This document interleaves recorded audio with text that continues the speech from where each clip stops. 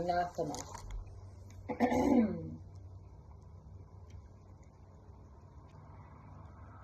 Such actions could not be tolerated. The thought of thousands of youngsters ignoring the benefits of free school system was an anathema. It was a threat to the privileged institutions and their supporters, who proclaimed that the entire community would be robbed of its right to an education by this handful of dissident malcontents. When the government cannot persuade people to participate voluntarily in one of its programs, it compels them to do so. Ooh, like child support, and how that's tied to EBT. Today, any child who does not want to go to school, or any parents who do not want their children to attend, are subject to coercion by the state and to fines and imprisonment if they continue to resist. It is all perfectly legal. The law requires every child between certain ages to attend school. Thus, education becomes a free good with forced consumption, hardly a situation conducive to true learning. The real test for any monopoly, public or private, is to judge what it accomplishes over a period of years during which virtually all competition has been eliminated. With the many government monopolies, that is not a difficult judgment to make. War and taxation are the only monopoly activities governments perform well, thanks to long experience, great enthusiasm, and total absence of private competition.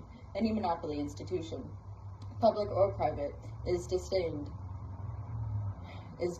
to grow insensitive to the needs of the people, as there is no need to worry about patronage. The monopoly need not be accountable to its patrons.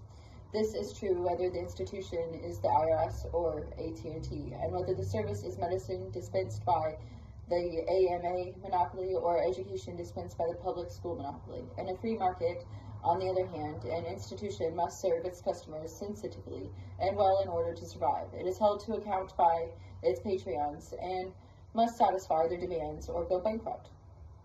Such open competition in education would improve academic quality, since those holding ultimate economic authority, the parents, would be the persons with the greatest interest in a child's education.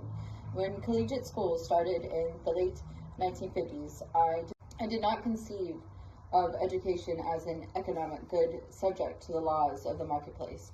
At that time, I was concerned with only giving my children a better education. My view of education as an extremely personal producer-consumer relationship developed gradually as I realized that a successful educational enterprise is one that directs its every effort towards helping the individual student to achieve its maximum potential.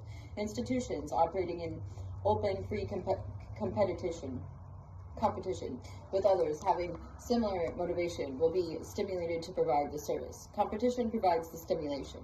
I have found that where there is competition in a field of endeavor, quality improves and prices decline unless there is uncontrollable inflation. This contrasts with the monopoly situation, where quality deteriorates as prices increase. For evidence, I again offer the government monopolies, whose services to the people have grown increasingly inadequate at costs to the taxpayers have gone up steadily. Public schools have little meaningful competition, and in the most monopolist tradition, their supporters want even less. Traditional private and parochial parochial schools either eagerly emulate public institutions or are coerced by the state into doing so through acceptance of government accreditation and certification regulations. There is a vacuum of alternatives which can best be filled by school with no ties to church or state. Independent schools can offer the state genuine competition, provide the public with viable educational choices, and change the total education picture in the country for the better. Collegiate school is now attempting to fill the vacuum and meet the standards. There is no free, competitive education market in Wichita, or any place else in the country. For ourselves, no one connected with the collegiate wants the school to have the local independent school monopoly, any more than we want to live with a government school monopoly. More competition is the ideal way to prevent both. Nationally, I believe the situation is beginning to change. Each year, more parents are becoming disillusioned with their present choices of education and are looking for a better way for their children to learn.